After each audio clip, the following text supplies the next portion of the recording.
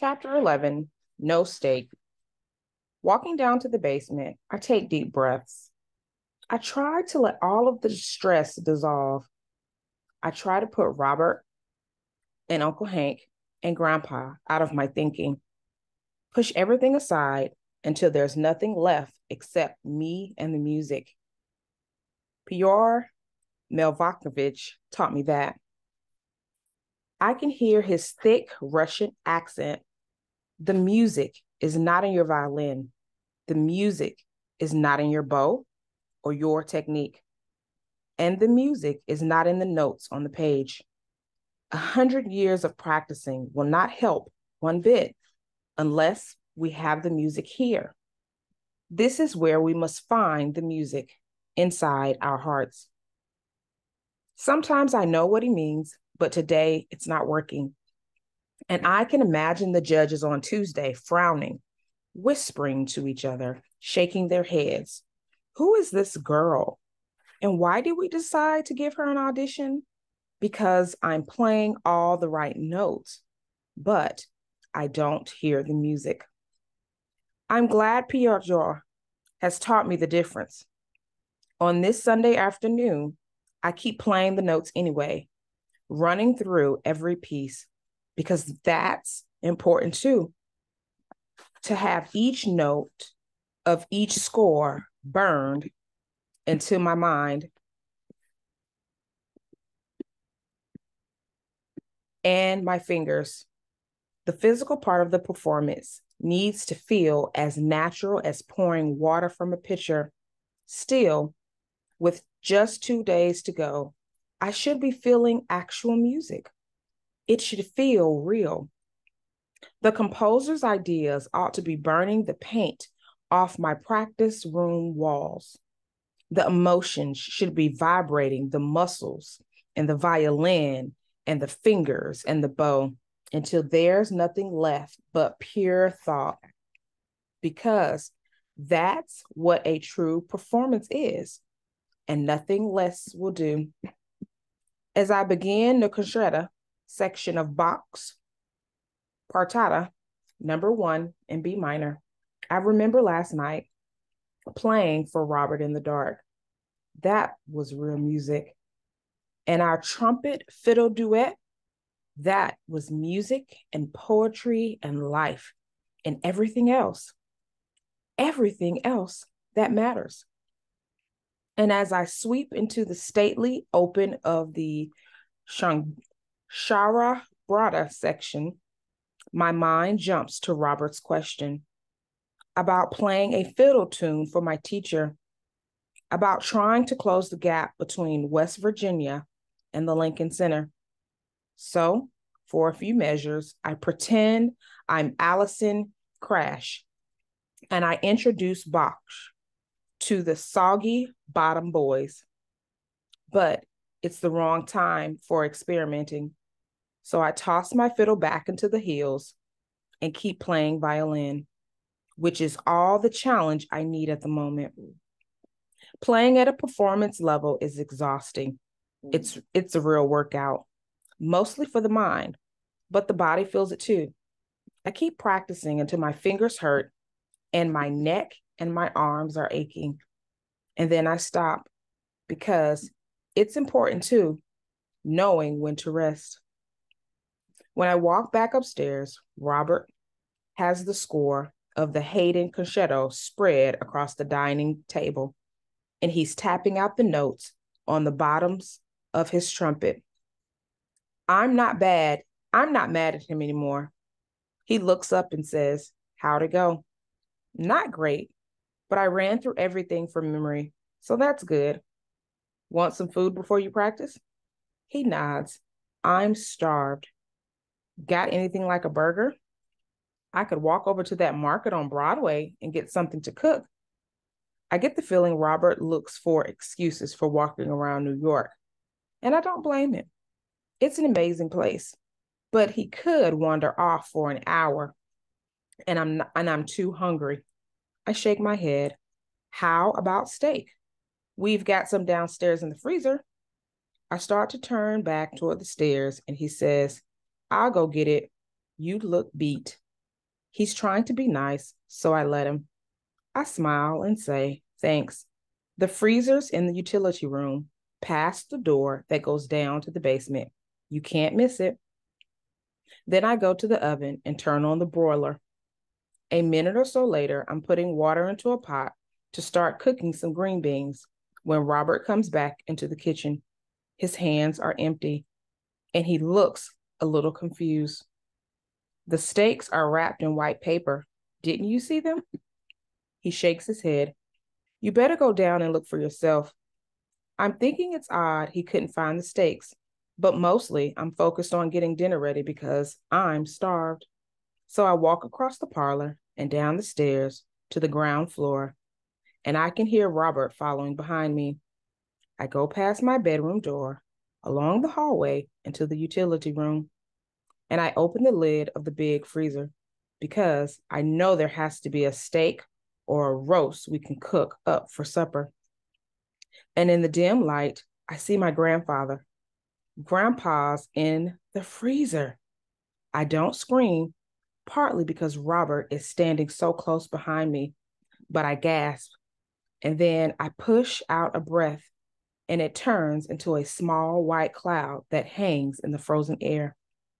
I just stare at Grandpa's face, and I'm numb until a tinge in my chest makes me think back to when I was little, back in West Virginia, because I've been to plenty of funerals, and sometimes they don't close the lid on the coffin. When you go to a funeral home, you know that you might see a body there. So you're sort of ready for it. And I remember when we drove for a Sunday afternoon visit to Mama's Aunt Irene, and we all knew she hadn't been well. And I knew that we might get there too late, and Aunt Irene would be gone, except for her body. It's a big freezer, an old Calvinator. When it's late at night and the compressor turns on, I can hear it from my bedroom. I don't want steak anymore, so I close the lid gently. Suspects, Chapter 12. I think you're going into shock. That's what Robert says. But I don't feel like I'm in shock. I don't even know what it is going into shock. I feel confused. That's all. Like I ought to be crying, like I ought to be horrified, screaming and moaning, sitting with my legs pulled up against my chest, rocking back and forth. But I'm not doing any of that. I'm just standing in front of the big freezer, and there's fog all around me. I'm just confused. I don't understand why Grandpa's in the freezer. That's all. I don't understand. Robert takes my hand and he leads me upstairs to the parlor. He puts me on the couch and he pulls a chair over and sits facing me. He says, I'm sorry. I'm sorry I did that. I'm sorry I made you walk down there and look. I don't know why I thought you should see him for yourself. But what was I going to do? Walk up here and say, hey, I think the man in the freezer is your grandfather. I couldn't do it, Gwen, but I probably should have. I'm so sorry. Really? There's a big blue pillow next to me on the couch, and I pull it into my lap and then hug it with both arms. I look at Robert's face, and he's so pale. I can see little freckles on his nose. He's the one who looks like he's going into shock. He's got his hands pressed between his knees, and I notice he's wearing the new running shoes from our trip to the store today, which seems like years ago. Time isn't working anymore. I hear myself saying, we have to call the police. My voice sounds like it's out there, somewhere far away. I say it again, we have to call the police. Robert nods. Right. Yes, we do. Do you? Do you think your uncle did it? Put him in there? I whimper and groan and wail all at the same time because question had it not hit me, not until this moment. And the question hurts. How did this happen? And I'm seeing my dad's face when he learns about his father, about how Grandpa was found. But I see why Robert had to ask me the how question, because this is not an accident. That my grandpa's in the freezer? Who could do that? And why? Could Uncle Hank do that? Could anyone? How? An aged man is but a paltry thing, a tattered coat upon a stick. It's from sailing to bastion. Yates is no comfort. I'm still in the fog, and all I can think to say is, I'm so sorry, Grandpa. I'm so sorry. Grandpa's face. I want to see him smile. I want to hear him laugh when that guy on the Wheel of Fortune makes a bad pun. It's not going to happen. And the reality of the situation around me begins to take shape in my mind because I see a murder investigation right off a true crime TV show. It's coming. I'm seeing technicians dusting for fingerprints. I'm seeing men and women with rubber gloves, with little flashlights poking into every corner of the house, every corner of Grandpa's life, every corner of my life too. And my story, that simple story of a girl trying to get into music school, my story feels like it's been swallowed up whole the way an owl eats a mouse. Then it's like this huge gust of wind pushes through my mind and all of the fog is gone. Everything snaps sharp and clear. It's my voice again, closer now. You have to leave, Robert, right now before I call the police. You need to go back to your hotel. You were never here. This is a mess, a huge mess. And it's got nothing to do with you unless you stay. So you got to go right now, okay? I'll go around and wipe off all your fingerprints. No one will know you were here. So go, okay? I can't do that. I look at Robert's face, very sweet and protective. I say, you have to. This is going to ruin everything for me, but it's not your problem. It's my grandpa, and it's my problem. So go. But first, help me go through the house and clean up. He shakes his head. I really can't leave. I mean, think about it. I'm a witness here because you're a suspect too. I can't leave. They'd find out I was here anyway. Think how many people on this block have seen me go in and out with you. And if you wipe my fingerprints off the freezer, you might wipe away something the police will need. We have to tell them everything. Tell it exactly the way it happened. Even the part about me faking the voice of your Uncle Hank. I might get into some trouble for that. But if I walk away, that's a real crime. This is serious. And I'm probably a suspect too. I'm hearing what Robert is saying, but I'm stuck back near the beginning. That one thing he said, because you're a suspect too. Me, a suspect? In the mysterious death of my own grandfather? A suspect? So I go into the study and I pick up the phone, but then I hang it up. Robert's watching me. What are you doing? I don't want to explain myself. I pull my cell phone from my pocket of my jeans and I punch the menu button until I find the call log. And then I scroll until I see a number I don't recognize. I push dial.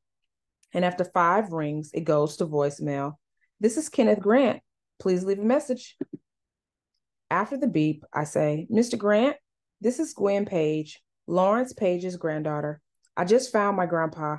He's dead. He's in the freezer here at his house in the utility room, and I have to call 911. I wanted to ask you what else I should do because you said I should call if I need any help, and I need help. Then I push the end button because that's all there is to say. Robert's nodding. That's a good idea. I sit in the big desk chair. It's so still, so quiet in this house. I love that silence. I wish it could stay like this, so calm. I need to think. I want to run down to my practice room and shut myself in. I need to play my violin right now. I need to play Bosch. to feel his calm and the perfect order of his ideas. Gwen, it's Robert. I shut my eyes and shake my head. Shh, Gwen, you have to call the police now. I open my eyes. I pick up the handset from the desk phone, and the sharp dial tone fills the study. I push 9, and then I push 1, and then I stop. Still holding the phone, I swivel to face Robert. Who says we have to call the police right now? Why not wait until Mr. Grant calls back, or even wait until tomorrow or Tuesday? I mean, it's horrible and everything about Grandpa, but the second we call the police, then everything goes completely out of control. And Grandpa wanted me to keep working, to follow through on my auditions. He wanted me to.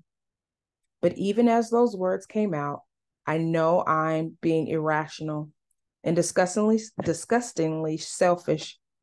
And I already wish I hadn't said it. Robert shaking his head. Gwen, no. You have to call now. Someone is dead downstairs. You have to call the police right now. Do it. I have to call now. Of course I do. If I try to delay the chaos, it'll be that much worse when it hits. So I punch the number 911. What's your location? A woman's voice.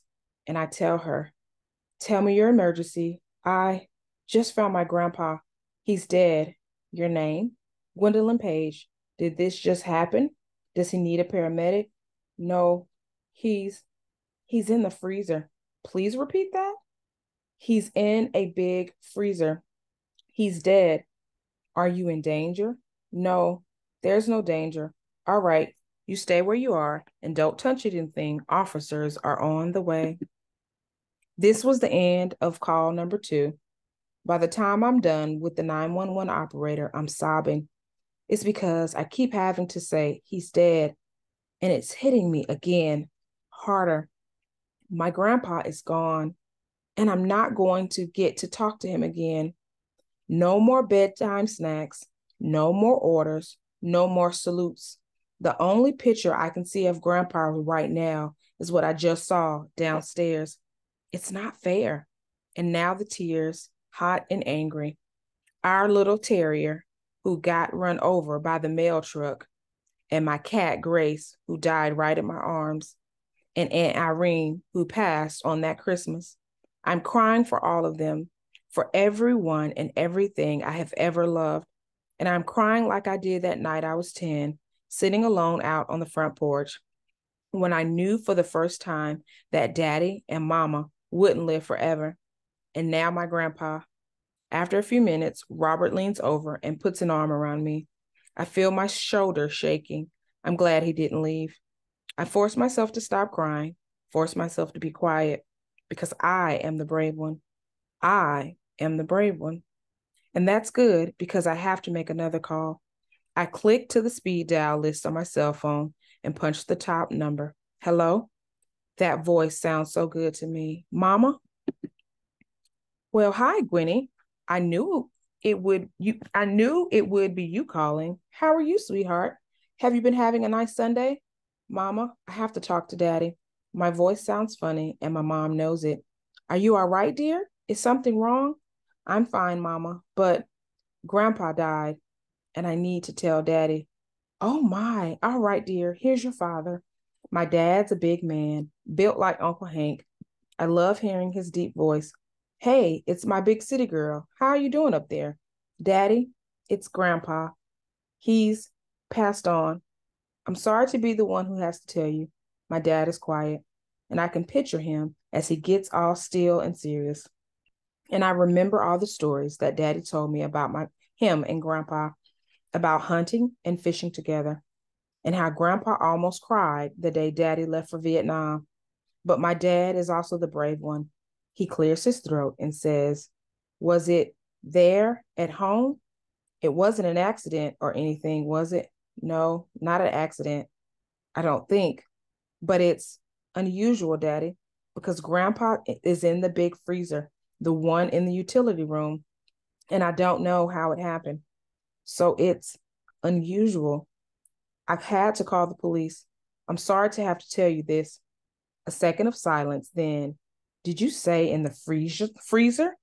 Are you sure about that? You can't make a mistake about something like this, Daddy. I hear the intercom buzzer at the front door. My dad says, well, I'm coming up there tonight if I can. Tomorrow for sure. Are you all right until then? Do you want me to call Uncle Hank for you? No, don't do that, Daddy. I have a friend who's here, who's helping me. And I called Grandpa's lawyer too, so I'm okay. I've got to go now, Daddy. The police are here. I love you. I love you too, Gwenny. And I'll be there right away. And I'll call. Here's your mama again, Gwenny. Now, don't be afraid. Everything will work out. You just have to tell everybody the truth and then trust it all to God. You hear? You've been watching over, same as always. I know, Mama. Thank you. I have to go now. I'll call back in a bit. I love you. I love you too, sweetheart. I put the cell phone in my pocket and the intercom buzzes again. And Robert and I walk out to open the door for the police, except I open the door and it's not the police.